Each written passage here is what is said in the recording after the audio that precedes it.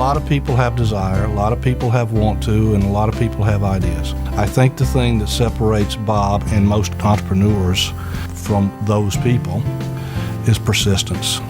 Bob does not take no for an answer. I met Bob at a CEO roundtable at the time, and I'd seen him on TV, this movie star on TV doing the weather and everything, and then to meet him in person was a really neat experience because he had already been in business for a while, and so he had a lot to offer to the group. When your dad's on TV, there's a lot of pros and a lot of cons. You get to go a lot of places, but I think one of the most interesting cons is when your dad says it's going to snow and it doesn't snow, there are consequences at school. Bob is really shy, and I think anybody that meets him will know that he's really shy and he is a wallflower, so you really have to get him to talk. I think if you look at what we've just done with the state of Alabama, the Alabama Safety Net program. So he said, guys, I'm going to donate this service to the entire state, which involved rolling out 67 units to emergency management and potentially signing up millions of people for this free service to alert them when they're in the path of dangerous weather. There are a lot of people at our company who look at the roadblocks in doing that. And quite frankly, we busted down every roadblock and have had an extremely successful launch of that program. And I think it's going to save lives in the state of Alabama simply because Bob said, we're going to do this. Well, a few years back, Bob and I worked together on the 6 and 10 o'clock newscast at Channel 48. And on occasion, when he could, Bob would like to go home between shows and grab a bite to eat. And at that time, he had a Ford Mustang convertible. I was a 1965 convertible Mustang, and he always loved it. And so he went out and found one, literally ripped it all the way down to the frame. There are pictures of him standing in just the frame where he sandblasted it, put it all back together. He still has it. And he loved to ride around with the top down. And as you know, Bob is a pretty tall guy. And when he would sit down in the car, his head would stick up just a little bit above the windshield.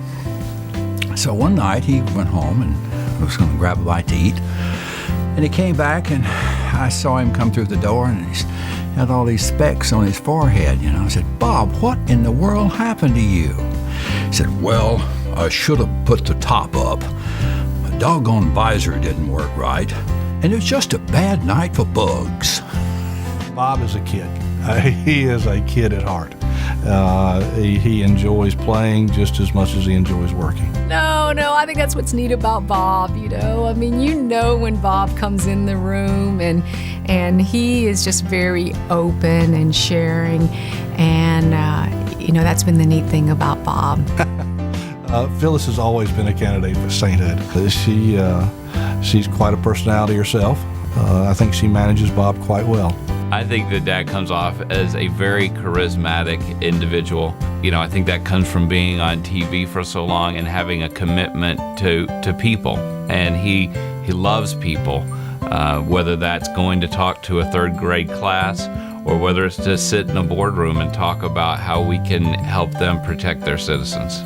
And Bob is one of those people that, will tell you right away if you're sane or not. And that's good. You need people that will tell you when you need to do something differently or when you're doing it right. Bob sees the end game really well, where some of us, myself included, being a manager type person, see the roadblocks, okay? What do we have to overcome?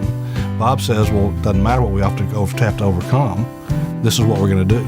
And that's a big difference, I think, in the entrepreneurial mind versus the other mind. Sometimes Dad can get lost in a project because there's a 68 Cadillac that's in pieces all over Huntsville that he originally said, well, I'll have it for your high school graduation, then it was my college graduation, then it was for when I got married. I've been married 15 years now and have 3 children, and it's still in pieces. Yeah, I think Dad likes to share his opinion, and as you talked about Hurricane, his whole life has kind of been weather in motion. So, or as he likes to say it, weather in motion.